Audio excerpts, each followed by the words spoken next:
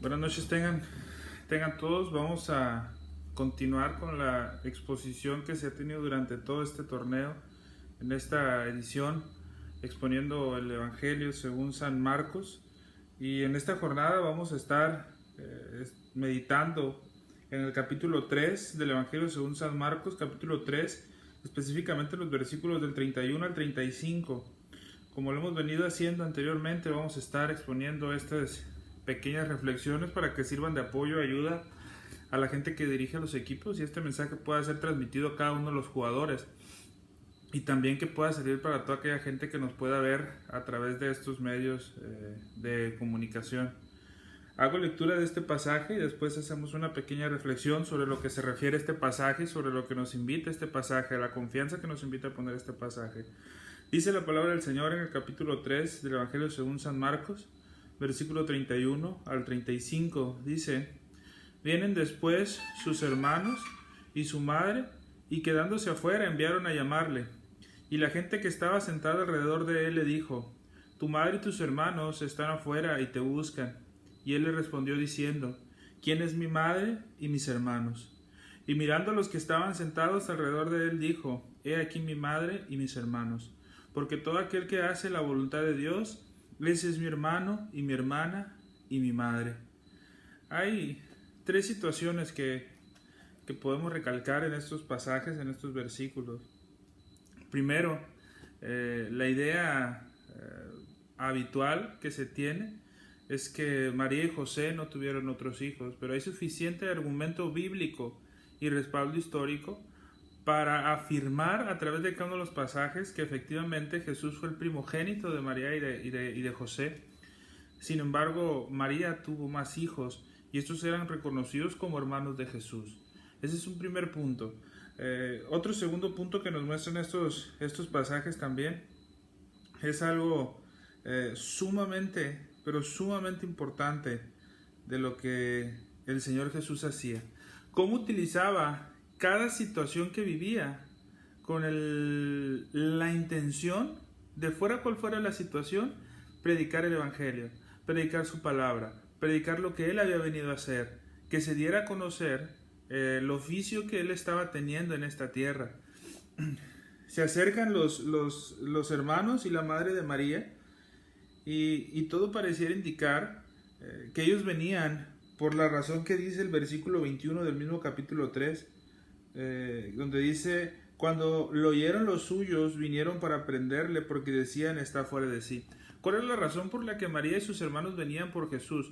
Jesús estaba siendo muy asediado por mucha gente, y seguramente este informe que habían tenido de oídas en que Jesús estaba fuera de sí, como lo dice la palabra de Dios, los suyos dice que fueron los que vinieron por él para prenderle porque decían que estaba fuera de sí. Quizás esta pudiera haber sido alguna de las razones por qué en la preocupación de María y de sus hermanos escuchaban que Jesús estaba fuera de sí, y ellos iban para de alguna manera rescatar en su idea a Jesús, llevarlo en un tiempo a esconderlo, y que él pudiera mejorar esa condición en la que ellos suponían que él estaba. Pero esto no era así. Y Jesús en ningún momento estaba fuera de sí.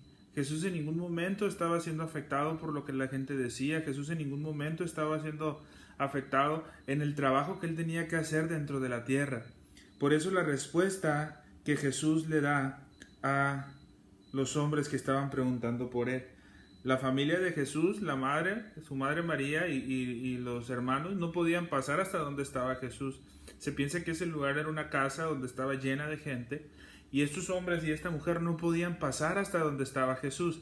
Entonces, ¿qué es lo que hacen? Empiezan a decirle a la gente que si por favor le llamen a Jesús para que Jesús pueda salir, y que le digan que su madre y sus hermanos estaban acá afuera preguntando por él y que querían que lo viera. Pareciera así como una imagen que se nos viene a la mente, donde se va pasando mensaje tras mensaje hasta llegar hasta donde está Jesús, y que le dicen: Señor, allá afuera están tu madre y tus hermanos. Y están preguntando por ti, te están buscando. Y la respuesta que nos da Jesús, hay dos cosas que tenemos que tener bien en claras en esta respuesta, que es el tercer punto. Dos cosas que tenemos bien en claras. Jesús en ningún momento está negando el cariño y el aprecio que le tenía a María y que le tenía a sus hermanos. No, Eso lo sacaríamos de contexto para nosotros poder interpretar de esa forma estos textos. Él nunca está negando a María como su madre, él nunca está negando a sus hermanos para nada. Y esto lo podemos ver como en la vida siguiente de Jesús, todo el tiempo estuvo preocupado por ellos, todo el tiempo estuvo viendo por ellos. Inclusive al momento de estar en la cruz, de las últimas personas por las que estuvo viendo Jesús y preocupándose en su estancia terrenal fue específicamente por María. ¿Sí? Entonces, no era que Jesús estaba desconociendo a su madre, no era que Jesús estaba desconociendo a sus hermanos, era que quería dejar una enseñanza muy importante para todos nosotros. Y es esa enseñanza en la cual yo quisiera recalcar en esta semana, en la cual en esta jornada quisiéramos hacer muchísimo hincapié. Jesús le dice, mirando a los que estaban sentados alrededor de él, he aquí mi madre y mis hermanos. Alrededor de él estaban principalmente los discípulos y luego había gente que también estaba escuchando la palabra de Jesús, gente que estaba escuchando el Evangelio, ese poder de Dios de salvación, ¿sí? Para todos aquellos que estaban escuchando en aquel entonces. Y el Señor dice, ¿sí? ¿Quién es mi madre y mis hermanos? Y luego voltea a ver a todos y les dice, he aquí mi madre y mis hermanos. Los que están aquí son mi madre y mis hermanos. Y luego remata diciendo, porque todo aquel que hace la voluntad de Dios, ese es mi hermano y mi hermana y mi madre. Todo aquel que hace la voluntad de Dios, ese es mi hermano, mi hermana y mi madre. En ningún momento está Jesús siendo imparcial en cuanto a hablar únicamente en el aspecto masculino. Está refiriéndose a todos los hombres, mujeres que estaban ahí en ese lugar, pero hombres y mujeres que buscaban hacer la voluntad de Dios, la voluntad del Padre de Jesús. Y a esos hombres y a esas mujeres es a los que Jesús estaba reconociendo como su madre, su hermano, sus hermanos y sus hermanas. A esos hombres que estaban ahí reunidos con él, pero que hacían la voluntad de Jesús. Ahora, ¿por qué Jesús hace mucho hincapié y hace el hincapié bien marcado en donde dice, porque todo aquel que hace la voluntad de Dios? Recordemos que en ese lugar estaban los discípulos. Y al estar los discípulos, ¿sí? De alguna manera estaba Judas Iscariote también ahí. Había un lobo vestido de oveja. Ahora, aun cuando Judas estaba, su estancia era ahí y estaba siendo permitida por el mismo Dios, Judas de alguna manera, en su interior, en el interior de su ser, estaba tratando de engañar a la gente y engañándose a él mismo, pensando que por estar cerca del Mesías, él podía llegar a esa salvación tan anhelada que solamente el Mesías podría dar. Por eso Jesús hace mucho hincapié, el que hace la voluntad de Dios, ese es mi madre y mi hermano y mi hermana, ¿sí? Los mira a todos, pero hace hincapié en el que hace la voluntad de Dios. Ahora, yo te pregunto a ti, ¿estás esforzándote en hacer la voluntad de Dios? Yo sé que la salvación no es por obras, y lo hemos dicho constantemente. En ningún momento esperamos o afirmamos que la salvación sea por obras. Pero si nosotros realmente somos hijos de Dios, vamos a hacer la voluntad de Dios. La pregunta es, ¿estamos haciendo la voluntad de Dios? Aún en cada una de las cosas que vivimos, ¿estamos dándole la honra y la gloria como Dios se lo merece? Aún en cada una de las cosas que nosotros pasamos, ¿estamos realmente glorificando a Dios? ¿O estamos viviendo bajo una cultura de la gente, de lo que nos dicen que aparentemente es bueno, pero realmente no lo es?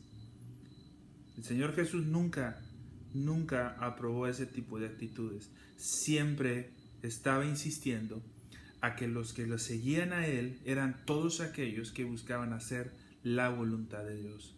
Ahora yo te pregunto a ti, ¿estás haciendo la voluntad de Dios? ¿Estás haciendo la voluntad de Dios? Si tu respuesta es sí, es que eres hermano, madre y hermana de Jesús. Si tu respuesta es no, yo te invito a que reconozcas tu estado de pecado, que te des cuenta que fuera de Jesús, fuera de la familia de Dios, va a haber una condenación en el infierno. Va a haber una condenación donde va a ser el lloro y el crujir de dientes. Y hoy es el momento en el que Jesús está buscando que tú seas uno de esos que buscan hacer la voluntad de Dios. Con esto nos queremos despedir. En esta reflexión, como les dijimos, van a ser pequeñas reflexiones que vamos a estar dando semana tras semana a través de varios pasajes seleccionados por todo el Evangelio según San Marcos, y vamos a estarlo exponiendo semana por semana. Más adelante vamos a estar, como les dijimos, ahorita estamos preparando una serie de estudios de diferentes exposiciones donde vamos a estar hablando de otros temas doctrinales, que esperamos que todo esto sea de bendición para todos. Que el Señor les bendiga. Muy buenas noches.